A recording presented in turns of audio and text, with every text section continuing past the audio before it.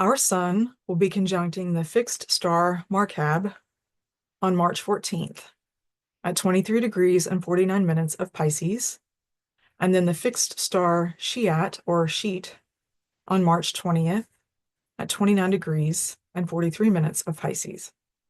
These energies will begin to build around March 11th as the sun moves closer in orb to MARKAB and then followed by SCHEAT. The sun will first conjunct the fixed star MARKAB on March 14th, reaching exactitude at around 0500 Austin, Texas time. Some of you may also know this date to be the upcoming Virgo lunar eclipse.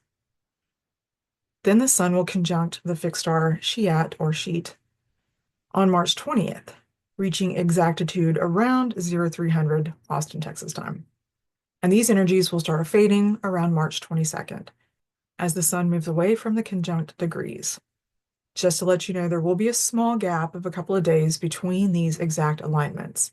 The MARKAB conjunction will begin separating around March 15th, and then a slight space, and then the SCHEAT or SCHEAT conjunction will begin applying around March 17th. Hey, I'm Kelly, and welcome to this quick overview of the Pegasus alignments happening this week and next. The Pegasus Constellation is associated with themes of freedom, adventure, and exploring new horizons. It's said that Pegasus Starseeds are far more interested in spirituality than they are in the third dimension, and they may feel like life is one big rush.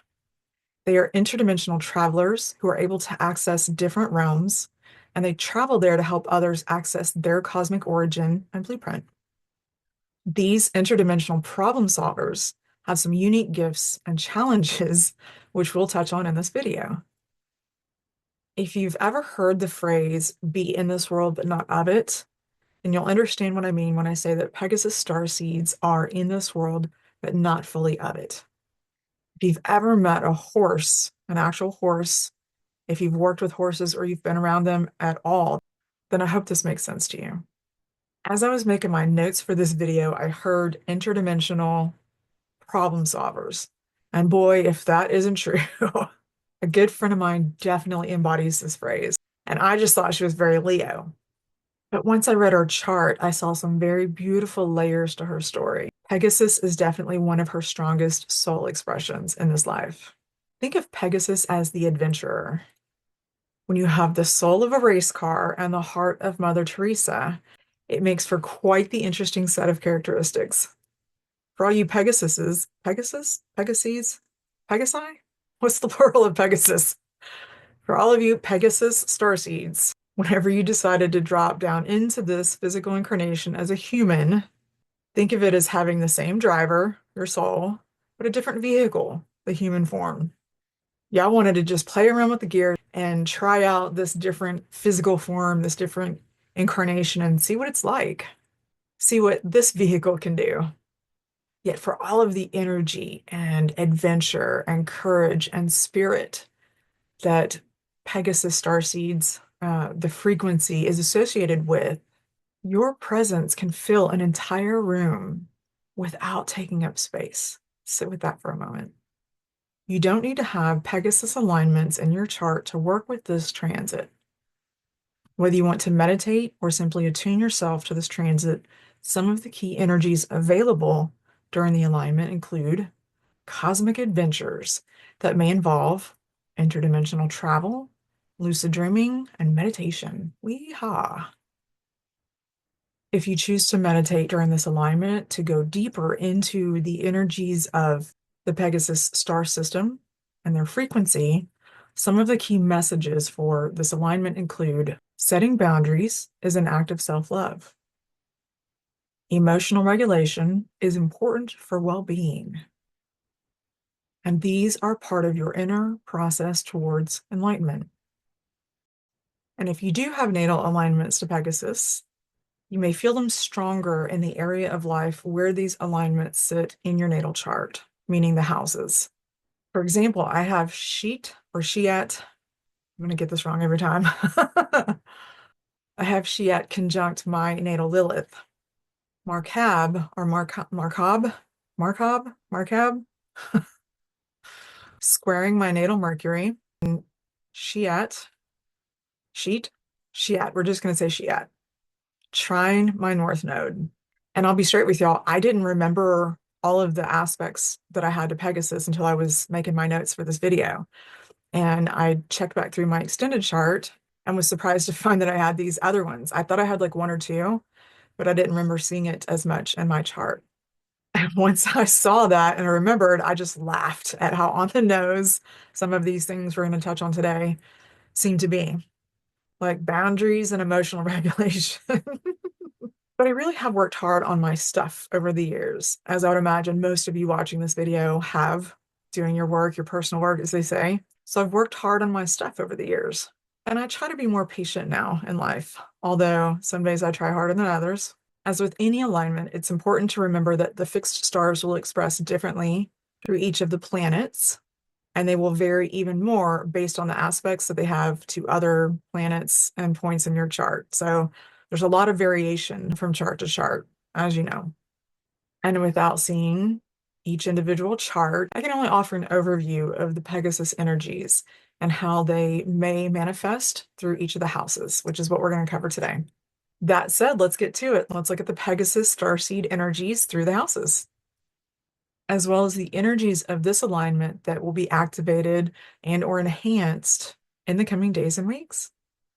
For those of you who do have any natal alignments to Pegasus in your chart, such as conjunctions, oppositions, trines, sextile squares, some of the traits associated with the Pegasus starseeds are peacemakers and negotiators, idealistic, adaptable, and patient, quite ambitious, likely to have many goals, may be regarded as workaholics.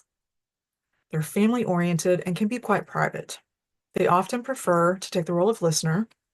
Many of them are known to be tech-savvy and financially responsible. Woohoo, good for y'all. And they may feel drawn to shamanic journeying, astral travel, lucid dreaming, hypnosis, and meditation. Before we jump into the houses, did any of those resonate with you? Leave me a comment. Let me know which one resonates the most with you, or several of them if that's the case. I love when y'all share pieces of your story. It really excites me.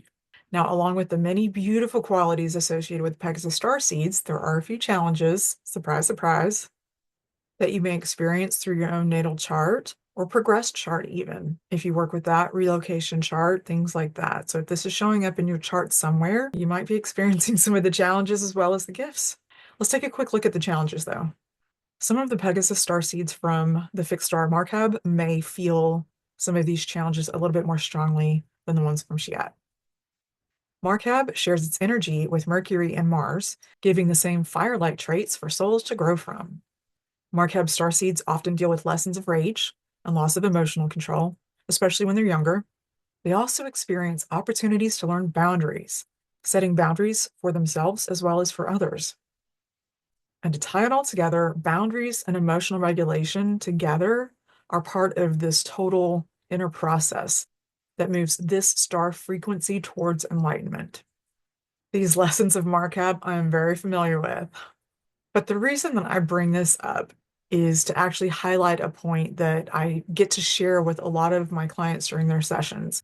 What I find to be consistently true for myself as well as clients, when we first become curious and excited about our cosmic origins and our possible starseed lineages, I think that what draws most of us to this, aside from believing in aliens and reincarnation, is a desire to connect with something magical and mysterious, something that helps this mundane life feel a little more tolerable.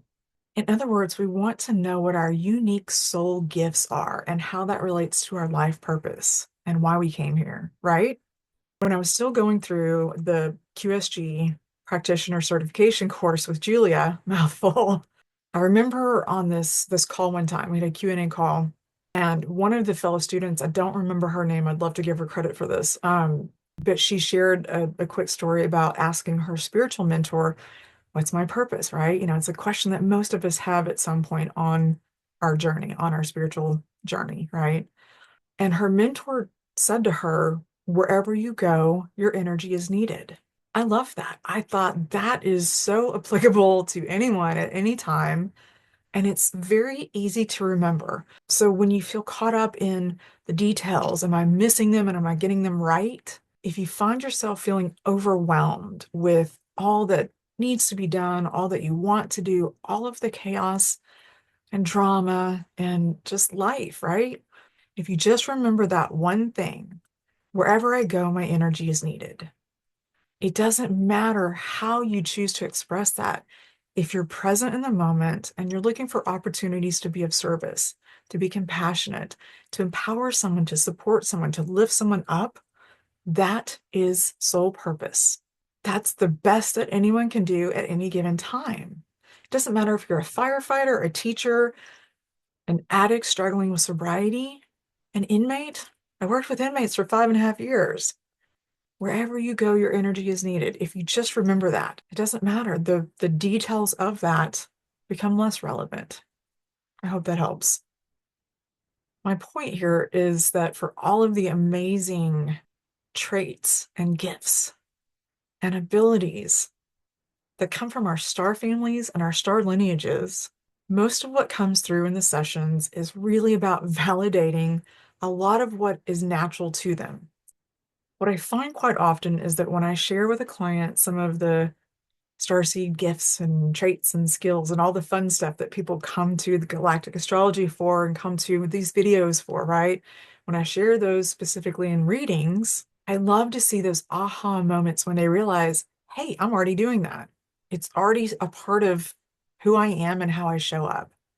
And so I hope you see yourself in each of these videos that you feel connected to those star energies, those starseed frequencies, because chances are you're already living those qualities, living those abilities, or they're right around the corner. You can see it, but you haven't claimed it yet. We'll get you there. By and large, as you continue to explore your own cosmic origins and your gifts and abilities, I think you'll discover that most of them have been hiding in plain sight the whole time. So, whatever your connection to the Pegasus star system, starseeds, or your interest in this transit, whatever brought you here, if you're watching this video right now, what you're being called to do is be your own adventure. Let yourself explore the vastness around you and the depth within you. Get out of your head and let go of how you think a spiritual adventure should look like or feel like. Just fly. Let your soul roam the cosmos freely. Don't limit your journey or your experience to only what you can see or hear or feel, or what you can show or demonstrate to others. Let your own experience be all the proof that you need. And most of all, keep going until you inspire yourself. Be your own adventure. This is the gift of Pegasus. Okay, here I'll do a quick run through of Pegasus through the houses. So if you have any connection in your chart somewhere, natal chart, what did I say? Progress chart, relocation chart, any of the charts, this will give you a quick idea of how these energies might manifest for you. Okay, here we go. Pegasus in the first house. You embody an optimistic, creative, and adventurous spirit. Your independence inspires trust. You are a bridge to help people explore other realms. Second house. Your responsible approach to finances allows you to manage resources effectively. Your ambition and work ethic drive you to create material security. You value both spiritual and material mastery. Third house. You are an intuitive and empathic listener. You're able to understand advanced and abstract concepts and can communicate them in a way that others understand. Fourth house. You may be family-oriented and private. You create spaces that support exploration and adventure. You help others access cosmic memories and connect them with their cosmic origins and blueprint. Fifth house. Your creativity flows between dimensions. Your adventurous nature supports creative expression. Your freedom-seeking may lead to escapism, so you may need to balance the material and spiritual pursuits. Sixth house. Your ambition and strong work ethic drive you to succeed in your endeavors. You are naturally inclined towards service to others, and you bring cosmic wisdom to Earth.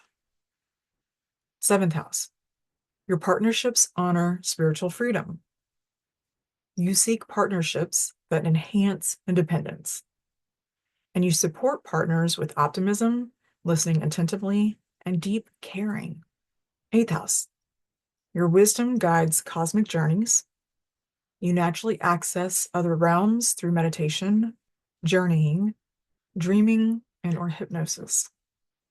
And your gifts have a transformative effect on others. 9th house. Your adventurous nature drives you to explore new horizons. You can navigate many realms, both physical and non-physical. Your higher learning serves cosmic understanding. 10th house. You are known for courage, patience, and independence. Your ambitions may lead to being seen as a workaholic, and you demonstrate multidimensional awareness. 11th house. You help advance consciousness through exploration. Your vision for humanity centers on cosmic freedom, and your networks form around spiritual adventure. 12th house. Your spiritual practice flows naturally. You help others access different dimensions. Your inner work bridges cosmic realms, and your personal growth is enhanced by your ability to access these other realms. I think we can all agree that there's been a lot going on lately, a lot. And it's just time to cut loose, shake off some of the heaviness, let yourself frolic in the fields. Do people even say frolic anymore? Whatever. I mean, who needs shoes when you have wings, right? The gift of adventure, simple joy, and unapologetic fun is a fabulous way to hit that reset button. Before I give you my list of random fun things to do, did I mention random? Let me know in the comments some of your fun things to do. Let me know what I missed on this list. But here we go. So my quick list of some fun random things to do include something as simple as taking a walk in the woods, kayaking on the river or a lake, going camping. Okay, anything outdoors for me. Just try something new. Go to a new restaurant, a comedy club, body paint. You heard me. Take a road trip with friends. This includes pets. Sometimes pets are the best company. Fur babies, right? Lose yourself in a bookstore or a crystal store. Go hear some live music. God, when was the last time I did that? This is also a great time to lock the doors, turn off your phone, silence the notifications, and just meditate or do a shamanic journey or go stargazing. Paint, draw, dance, read, nap, repeat. Okay, I hope this gave you an idea of how the Pegasus energies can empower and energize you, maybe both, and how to recognize these qualities within yourself, or where to notice these energies within your journey. And remember, humanity is a group project, so thank you for doing your part. See you in the next one. Yeah, I wanted to just play around with the gears and see what, wait, that's not how, I didn't mean that how that sounded. Silence your notification. Hey, I'm Kellie. Ooh. So weird. I have web hands. Filters. In the coming days and weeks. It's a lot of lights. I can't see. All right. I think we can all agree that this quick overview of the Pegasus line or